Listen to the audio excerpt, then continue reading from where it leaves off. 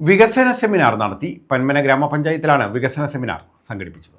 പന്മന ഗ്രാമപഞ്ചായത്തിലാണ് വികസന സെമിനാർ സംഘടിപ്പിച്ചത്. പന്മന ഗ്രാമപഞ്ചായത്ത് പ്രസിഡന്റ് സന്തോഷ് തുപ്പാശ്ശേരി ഉദ്ഘാടനം നിർവഹിച്ചു. അവർ ഉന്നയിക്കപ്പെട്ടിട്ടുള്ള പ്രധാനപ്പെട്ട നിരവധിയായ പദ്ധതികളുണ്ട്. ഇതെല്ലാം ചേർത്തുകൊണ്ടാണ് ഒരു കരട് പദ്ധതി രൂപരേഖ ഇന്നിവിടെ അവതരിപ്പിച്ച് നിങ്ങളുടെ എല്ലാം കൈകളിൽ എത്തിയിട്ടുള്ളത്. ഇനിയും ആവശ്യമായ ഭേദഗതികളോടെ നിർദ്ദേശങ്ങൾ കൂടി ഉൾക്കൊള്ളാൻ കഴിയുമെന്നുള്ളതാണ് നമ്മുടെ ജനകീയാസൂത്രണ പ്രവർത്തനത്തിന്റെ പല തലങ്ങളിലെ ചർച്ചകളുടെ ഏറ്റവും വലിയ പ്രത്യേകത. ഇപ്പോൾ തന്നെ ആസൂത്രണ സമിതി യോഗം ചേർന്നെടുത്ത തീരുമാനം അല്ലെങ്കിൽ നിർദ്ദേശങ്ങൾ നമ്മുടെ വർക്കിംഗ് ഗ്രൂപ്പിൽ ചർച്ച ചെയ്യുന്നു. വർക്കിംഗ് ഗ്രൂപ്പിൽ നിന്നും അത് ഗ്രാമസഭകളിലേക്ക് പോകുന്നു. ഗ്രാമസഭകളിൽ നിന്നും നമ്മളത് വികസന സെമിനാറിലേക്ക് വരുന്നു. വീണ്ടും ഇത് പഞ്ചായത്തിന്റെ അന്തിമമായ പട്ടിക തയ്യാറാക്കുന്നതിന് അതിനുവേണ്ടി മാറ്റുന്നു. അപ്പൊ എത്ര തലങ്ങളിലാണ് നമ്മുടെ ചർച്ചകൾ. അപ്പൊ ഇതിനിടയിൽ എപ്പോഴെങ്കിലും വിട്ടുപോയിട്ടുള്ള പദ്ധതികൾ നമുക്ക് ഓർമ്മപ്പെടുത്താൻ കഴിയുന്ന ഒരവസരമുണ്ട്. ഞാൻ പല ഗ്രാമസഭകളിലും സൂചിപ്പിച്ച ഒരു കാര്യമാണ്.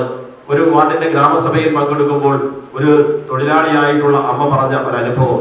ഞാനൊരു തൊഴിലുറപ്പ് തൊഴിലാളിയാണ്, എനിക്ക് തൊഴിലിന് പോകാൻ കഴിയുന്നില്ല.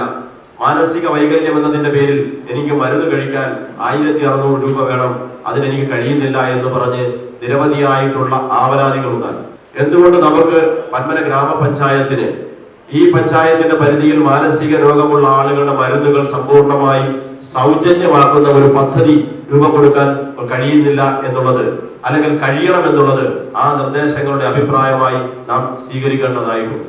പഞ്ചായത്ത് വൈസ് പ്രസിഡന്റ് ഷംന റാഫി അധ്യക്ഷത വഹിച്ചു.